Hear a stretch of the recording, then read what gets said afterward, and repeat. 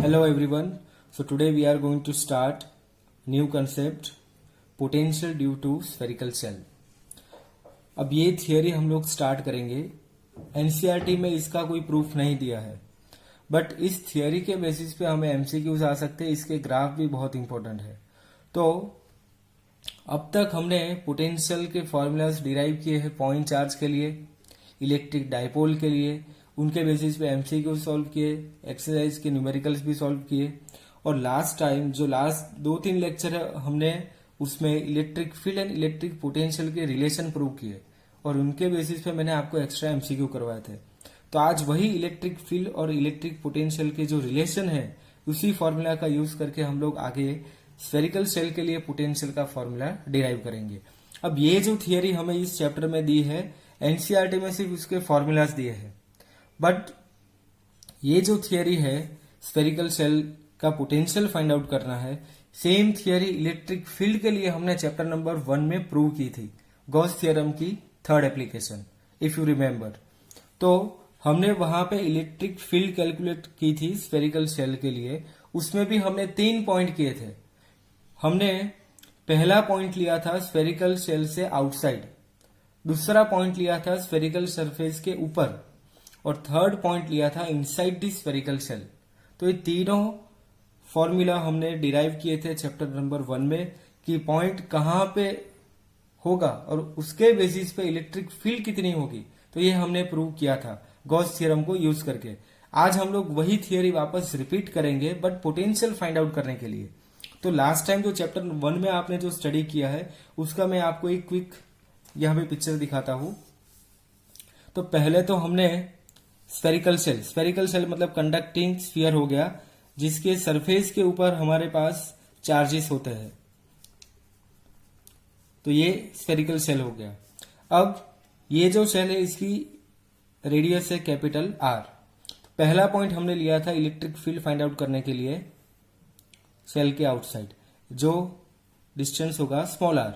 और यहां पे पहली कंडीशन हो गई, पहली कंडीशन में R is greater than capital R. इसका मतलब कि पॉइंट पी आउटसाइड है. अब इस पॉइंट को कवर करते हुए हमने गॉसियन सरफेस बनाई थी, और इसके लिए इस पॉइंट के लिए हमने इलेक्ट्रिक फील्ड का फॉर्मूला डिराइव किया था. अब मैं ये उसका पूरा प्रूफ नहीं लिखूंगा, आपके पास ऑलरेडी आपकी बुक में लिखी होगी थियरी. तो जब point P outside this shell होता है तो उसके लिए इलेक्ट्रिक फील्ड का फॉर्मूला होता है Q/4πε0 r², जो फॉर्मूला हमने पॉइंट चार्ज के लिए डिराइव किया था चैप्टर नंबर 1 में. सेम फॉर्मूला इलेक्ट्रिक फील्ड का आता है point P outside this shell के लिए. तो यहां पे ये एक पॉइंट हो जाएगा R is greater than R. Second point हमने लिया था, ये पॉइंट पी को हमने सरफेस पे अज्यूम कर लिया. जब ये पॉइंट पी सरफेस पे अज्यूम करते हैं तो ये पूरा सरफेस ही इसका गॉसियन सरफेस भी बनाएगा. तो ये गॉसियन सरफेस, और यहां पे कंडीशन क्या होगी, स्मॉल आर किसके बराबर हो जाएगा, ओरिजिनल रेडियस कैपिटल आर के बराबर. तो इलेक्ट्रिक फील्ड का फॉर्मूला डायरेक्टली लिखेंगे हम लोग Q/4πε0 स्मॉल आर के प्लेस पे कैपिटल आर. तो ये कंडीशन होगी R is equal to R के लिए. और थर्ड जो सबसे इंपॉर्टेंट पॉइंट था, R is less than are, मतलब पॉइंट पी कहाँ रहेगा, शेल के अंदर. यहां पे अज्यूम कर लेते हैं पॉइंट पी, और इसको कवर करते हम लोग बनाते हैं गॉसियन सरफेस. अब आपको पता है गॉस थ्योरम कब अप्लाई होता है और इलेक्ट्रिक फील्ड का फॉर्मूला कब मिलेगा, जब वो क्लोज सरफेस कोई चार्ज को कंटेन करेगा. तो यहाँ पे ये जो क्लोज सरफेस दिख रही है उसके अंदर कोई चार्ज नहीं है, चार्ज तो शेल के सरफेस पे है. तो इसका मतलब हो गया कि इनसाइड दी शेल हमारे पास इलेक्ट्रिक फील्ड कितनी होगी, 0. तो ये 3 इंपॉर्टेंट रिजल्ट हमने चैप्टर नंबर 1 में प्रूव किए थे, और इन्हीं के बेसिस पे हमने ग्राफ भी बनाया था. आज वही same relation, but potential find out करते हमें फाइंड आउट करना है, उसका भी ग्राफ बनाना है जो आपको एमसीक्यू में बहुत ही काम लगेगा. तो हम लोग स्टार्ट करते हैं electric potential due to spherical shell. तो पहला पॉइंट लेते हैं हम लोग, point P lies outside the shell. मतलब ये हमारे पास स्फेरिकल शेल बनाया मैंने यहाँ पे, इसकी सरफेस पे पॉजिटिव चार्ज है. इसी पॉजिटिव चार्ज ये जो हमारा शेल है उसके बाहर ये पॉइंट पी हमने अज्यूम किया है. अब पॉइंट पी को कवर करते ये पूरा हमने गॉसियन सरफेस बनाया यहाँ पे, और इस पॉइंट पी पे हमें फाइंड आउट करना है पोटेंशियल।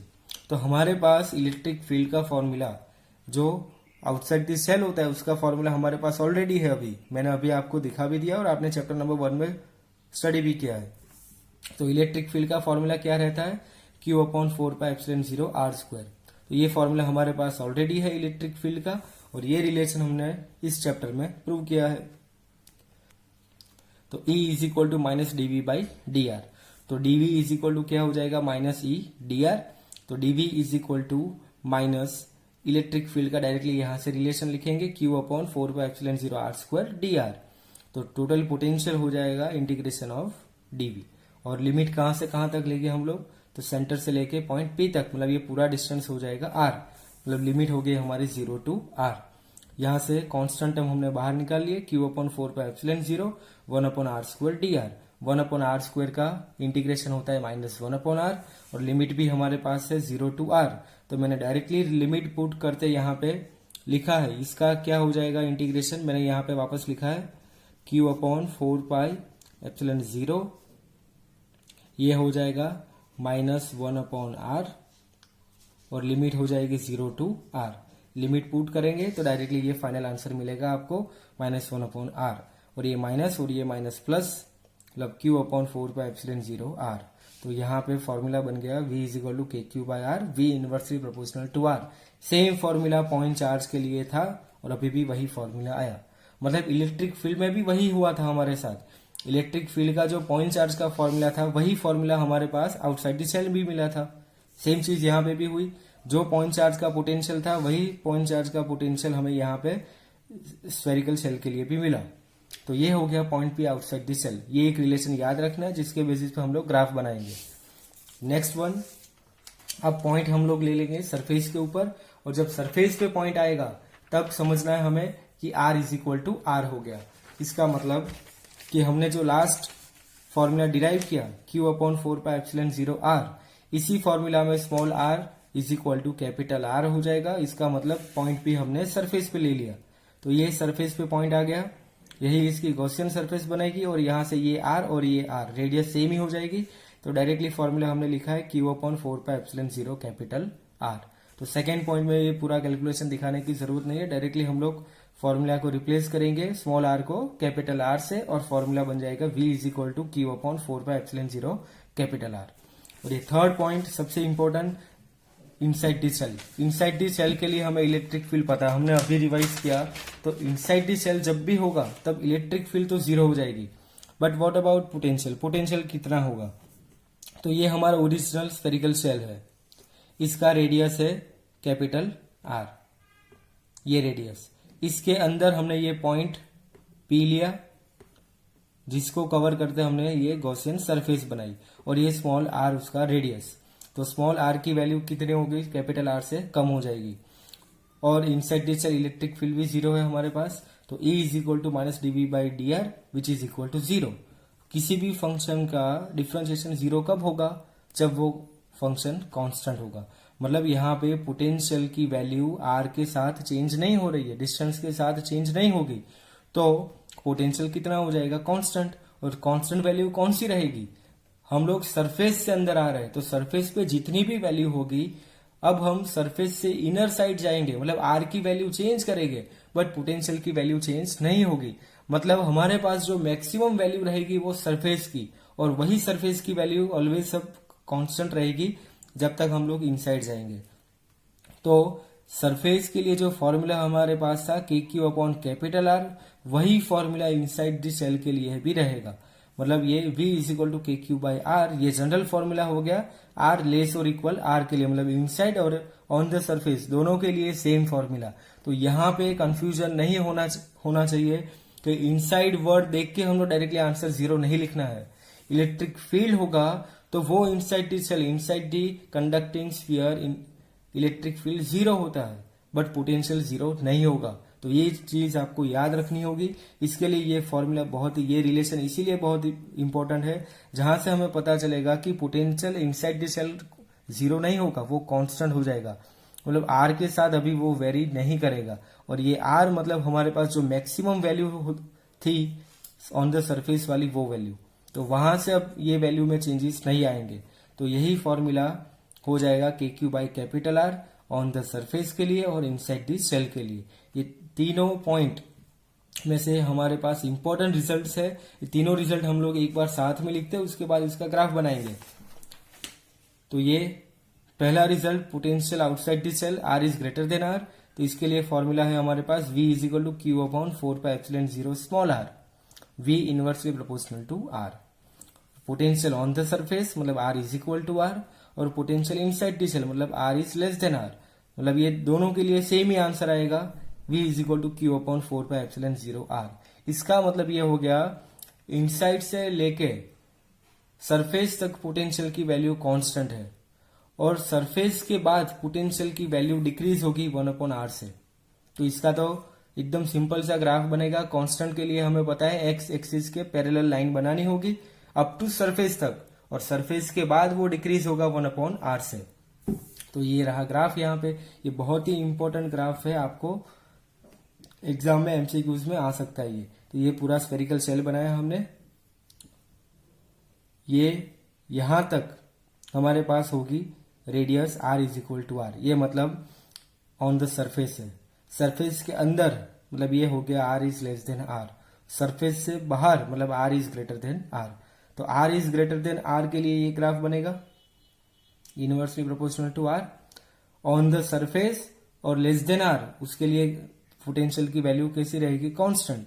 तो ये हो गया कांस्टेंट का ग्राफ एक्स एक्सिस से पैरेलल, और यहाँ पे ये पोटेंशियल की वैल्यू रहेगी हमारी कांस्टेंट, और वो वैल्यू क्या रहती है हमारे पास, V इज इक्वल टू के क्यू बाई कैपिटल आर। तो ये हो गया इसका ग्राफ। तो ये थियरी आपके लिए एमसीक्यूज के लिए बहुत ही इंपॉर्टेंट है। एनसीईआरटी में इसके आंसर्स दिए हैं आपको डायरेक्टली स्टेटमेंट और फॉर्मूला। तो ये प्रूफ आपको एग्जाम के लिए तो रेडी नहीं करना है, बट ये प्रूफ आपको इतना पता होना चाहिए पोटेंशियल की वैल्यू और इलेक्ट्रिक फील्ड की वैल्यूज में डिफरेंस होता है। मैक्सिमम स्टूडेंट्स की मिस्टेक होती है इनसाइड ये वर्ड देख के डायरेक्टली आंसर 0 लिख के आते हैं। इलेक्ट्रिक फील्ड जब भी पूछा जाएगा आपको इनसाइड द सेल तो उसका आंसर 0 हो सकता है, but potential inside the shell 0 नहीं होगा, और उसका रीजन आपको इस प्रूफ से पता चलेगा। इसीलिए ये मैंने पूरा प्रूफ आपको यहाँ पे दिखाया। अब आपको ऐसा हो तो ये प्रूफ का पूरा स्क्रीनशॉट ले सकते हैं। ये पहला पेज हो जाएगा potential due to spherical shell, और ये पॉइंट P के लिए और point P outside this shell के लिए। तो ये फर्स्ट, ये सेकंड हो जाएगा point P on the surface और इनसाइड द सेल, और ये इसका ग्राफ। तो तीनों पॉइंट आपको रेडी करने हैं और ग्राफ के साथ। तो आज की इस थियरी में हम लोग कंडक्टिंग स्फीयर के लिए ये प्रूव किया। तो आज की इस थियरी के बेसिस पे आपको एमसीक्यूज आ सकते हैं। हम लोग इसके बेसिस पे न्यूमेरिकल भी स्टार्ट करेंगे, बट इसके बाद वाले लेक्चर में मैं आपको और एक एक्स्ट्रा थियरी करवाऊंगा जब हमारे पास होगा नॉन कंडक्टिंग स्फीयर, मतलब सॉलिड स्फीयर के लिए भी पोटेंशियल फाइंड आउट कर सकते हैं। वो आपके एंट्रेंस एग्जाम के लिए बहुत ही इंपॉर्टेंट रहेगा। तो नेक्स्ट लेक्चर में ये पोटेंशियल हम लोग फाइंड आउट करेंगे सॉलिड स्फीयर के लिए। तो इस लेक्चर को पूरा कंप्लीट करके इसकी नोट्स बनानी है आपको। Thank you.